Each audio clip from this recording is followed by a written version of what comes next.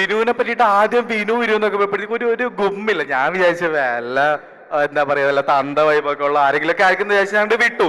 പിന്നെ നോക്കി കഴിഞ്ഞപ്പോ സോഷ്യൽ മീഡിയയിൽ ഒരാൾ ഇങ്ങനെ ക്യൂട്ട്നെസ് ഒക്കെ വാരി വെതർ ഇങ്ങനെ നിൽക്കുന്നു. സോ എനിക്ക് തോന്നുന്നു ഇപ്പം എല്ലാവർക്കും ഇപ്പം കേരളത്തിലുള്ള എല്ലാ പെൺപിള്ളേരുടെ ഒരു പ്രത്യേകത ഒരു ഹരമാണ്. ഇപ്പൊ PR എന്ന് പറയുമ്പോഴത്തേക്കും വിനുവിന്റെ ഇതാണ് വന്നുകൊണ്ടിരിക്കുന്നത്.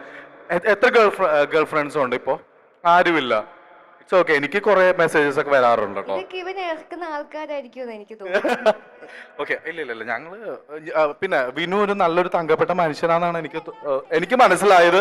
കുറച്ചു നേരം ഞങ്ങൾ സംസാരിച്ചുള്ളൂ. പാവം, അതായത് വിരലിങ്ങനെ ഇട്ടാൽ പോലും കടിക്കാത്ത ഒരു പഞ്ചപാവം അല്ലേ വിനു?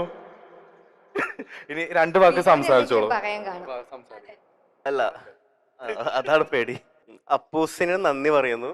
ഇത്രയും ക്രിയേറ്റീവ് ആയിട്ടുള്ള ആൾക്കാരെ കൊണ്ട് ഈ അവാർഡ് കൊടുക്കാൻ എനിക്ക് തോന്നിയ മനസ്സ് നല്ല ക്രിയേറ്റീവ് ആയിരിക്കുന്നു.